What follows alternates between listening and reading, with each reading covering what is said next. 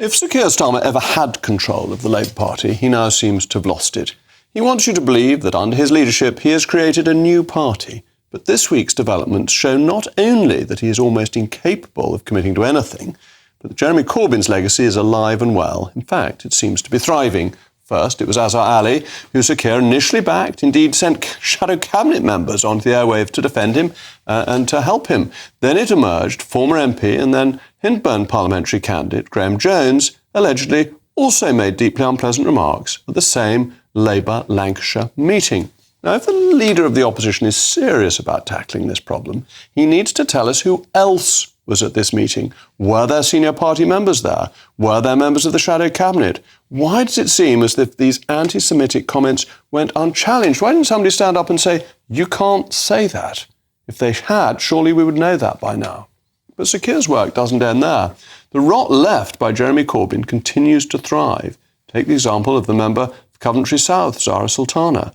You would have thought her record prior to entering Parliament would have been enough to have not selected her. It was revealed she had said before becoming an MP that she would celebrate the deaths of George Bush, Tony Blair and Benjamin Netanyahu, and that, rather ominously, the sooner they meet their creator, the better.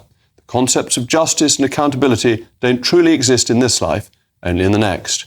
She also praised what she called the Palestinian violent resistance. Ms Sultana did apologise, and after having been caught out, but it hasn't stopped her recently liking a tweet erroneously accusing Israel of committing genocide.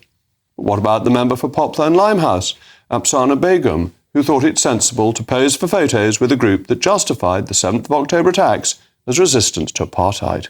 Moments after they had happened, moments after these wicked attacks have happened, we are yet to hear apology from her, but she can mail Mogg if she would like to send one in. Several of Sir Keir's ministers resigned in protest at his leadership to vote in favour of an SNP ceasefire amendment a few weeks ago. This was the ceasefire bill that would have effectively told Israel to surrender to Hamas. The Islamist apologist, Jew-hating and Britain-hating wing of the Labour Party is alive and well, and Sir Keir's inability to control it shows the party is not ready for government. His leadership is weak and his team are jejune. Today, it was reported that Labour staff were blubbing the poor dear snowflakes after Sue Gray asked them about the leaks surrounding Labour's U-turn on the £28 billion annual Green Pledge. But this is how it works in government. Of course, leak investigations will be thorough.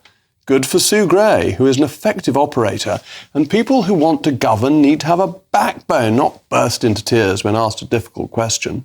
So Sir Keir can't keep the extreme wing of his party in line, he can't commit to a position on anything, and his staff are too fragile to face a leak investigation. It's no wonder the latest polling has revealed the party is at its lowest rating in 7 months. It's because it isn't ready for government. As ever, let me know your thoughts, mailmog@gbnews.com.